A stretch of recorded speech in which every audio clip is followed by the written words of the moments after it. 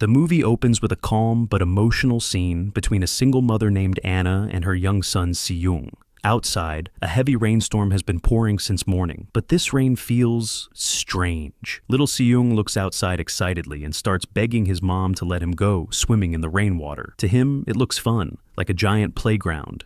But Anna brushes it off and heads to the kitchen to prepare breakfast. Then suddenly, something feels wrong. She notices water slowly spreading across the floor of her apartment. Confused, Anna walks toward the window, and what she sees freezes her in place. Water is pouring inside from the window. Anna lives on the 3rd floor. Water reaching the 3rd floor is not normal. Just then, the building's emergency speaker turns on. A voice announces that the water has already reached the 3rd floor, and everyone must evacuate immediately and move to the upper levels of the building. On top of that, the power is completely out, meaning all elevators are dead, and the only way up is through the stairs. The situation is turning into a nightmare. Anna quickly starts packing essential items. While packing, Anna suddenly receives a phone call. A man on the other end asks, "Are you Anna, the manager from Darwin Company?" She confirms. The man quickly says, "You need to get to the upper levels immediately. I'm already here to rescue you. If you're planning to bring luggage, leave it behind." And the call suddenly ends. Anna wastes no time. She grabs Si-young's important medicines, but the moment they step outside the apartment, they are met with a scene of pure chaos. Water is flooding the building like a living monster. Hundreds of people are running, screaming, pushing each other. Anna lifts Si-young onto her shoulders and rushes toward the staircase. But when she arrives, there's already a massive line of terrified residents trying to climb up. Waiting there means certain death. So Anna remembers something else. There's another emergency staircase on the opposite side of the building. Without wasting a second, she runs toward it.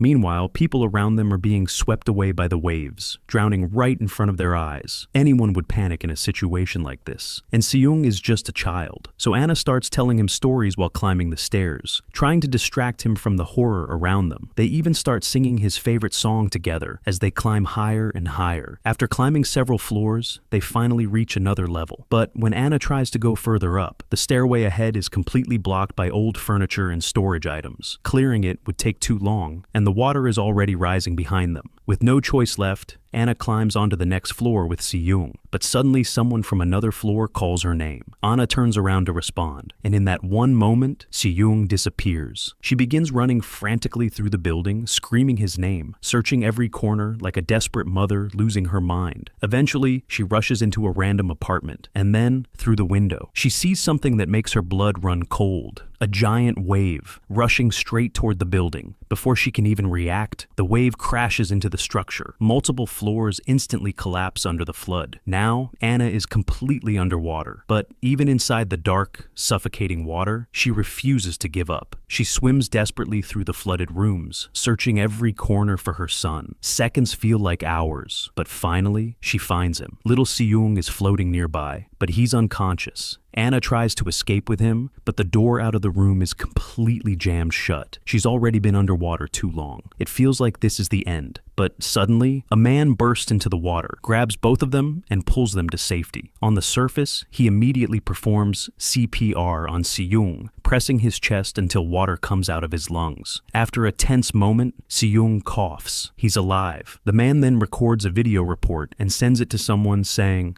"I have successfully rescued Anna and her son." When Anna asks who he is, the man finally introduces himself. His name is Hyo, and he works for the Darwin Company's security team. And, according to him, Anna is far more important than she thinks. After saving them, Hyo quickly leads Anna and Si-young toward the upper floors of the building. But as they move through the flooded corridors, Anna suddenly notices something strange. She asks him, "Why does the water taste salty? This doesn't feel like normal rain." Hyo pauses for a moment, then reveals something terrifying. The rain itself is normal, but the flood is not. According to him, a massive asteroid recently struck Antarctica. The impact caused huge portions of ice to melt almost instantly, unleashing a catastrophic global tsunami, and the water that is now swallowing the city is actually ocean water. Anna is shocked. Hyo finally explains the real reason he came for her. Anna might think she is just a manager at Darwin Company, but in reality, she is one of the most important people left alive. At Darwin, she helped develop something revolutionary, an AI emotion engine, a system capable of giving artificial intelligence real human emotions. But there's a catch. Only Anna and her boss fully understand how to activate it. and unfortunately, her boss and his daughter have already disappeared in the flood. That means Anna is the last person alive who can finish the project. Hee-ho explains that Darwin has already created synthetic human bodies in their laboratory, but those bodies are empty shells without emotions. If Anna can finish the emotion engine, humanity might still have a chance to rebuild itself. That's why a helicopter is waiting on the rooftop to take her away. Anna secretly uses Hee-ho's phone to call her parents. When her mother answers, she speaks with a strange calmness. "You've already done so much for us. Now, don't worry about us anymore. Just take care of yourself." Before Anna can respond, a massive crashing sound echoes through the call. Then the line goes dead. Anna instantly understands. Her parents have just been swallowed by the tsunami. Suddenly, they smell gas. A pipe inside the apartment is leaking. Realizing the place could explode any second, they rush outside again. But the situation outside is even worse. Floodwater surrounds the entire building. People are drowning everywhere. And now, explosions are happening across several floors because of gas leaks igniting. At this point, Hee-ho realizes the stairs are no longer usable, so he climbs up using the outer balconies of the building. Once he reaches the next level, he tells Anna to pass Si-young up to him. After several desperate attempts, Anna finally manages to hand Si-young over to Hee-ho. But as she tries to climb up herself, her foot slips, and she falls straight into the deep floodwater below. She swims back inside the building and climbs up to another floor. While moving through the hallway, she suddenly hears a child crying from inside an elevator. When she approaches, she realizes a little girl is trapped inside. But before she can save her, another violent wave crashes into the building and sweeps everything away again. At that moment, Anna is suddenly hit with painful memories. Years ago, she, Si-young, and her husband were trapped in a car accident that plunged into water. She managed to save Si-young, but she watched helplessly as her husband drowned in front of her eyes.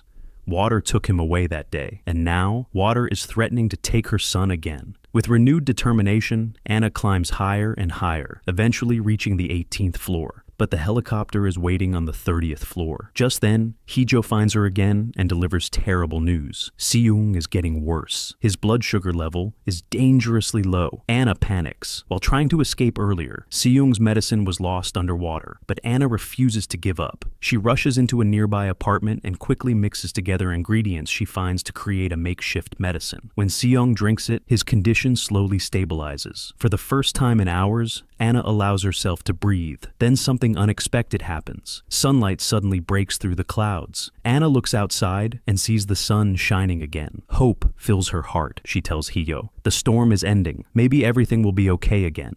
But Hee-ho stays silent. After a long pause, he finally reveals something that shatters her hope completely. The rescue plan has changed. Anna can still be taken to the Space Research Station, but Si-young cannot come with her. Anna's heart sinks. She immediately realizes Hee-ho hid this information from her earlier, because he knew she would never agree to leave without her son. Just then, the sunlight disappears again, and in the distance, another monstrous wave begins rising toward the building, a wave even bigger than before. Everyone starts running again, racing up the remaining floors as the tsunami devours more of the building. When they reach a higher level, Anna sees something heartbreaking. A pregnant woman is lying on the floor, screaming in labor pain. Her husband begs Anna for help, but Anna can't stop. If she does, she and Si-young will die. As they walk past, little Si-young quietly asks his mother, "Mom, why is that lady crying?" Anna explains that the woman is about to become a mother. Then Si-young asks something innocent, but devastating. "Mom, when I was born, did it hurt you like that too?" The question pierces Anna's heart, because she doesn't know how to answer. She collapses emotionally and begs Hee-ho, "Please, I'm begging you, take my son with me. I'll help your company with everything. Just don't separate us." But Hee-ho shakes his head. "I'm sorry, I have orders." And with that, they finally reach the rooftop. The rescue helicopter is already there, but the moment Anna steps closer, she realizes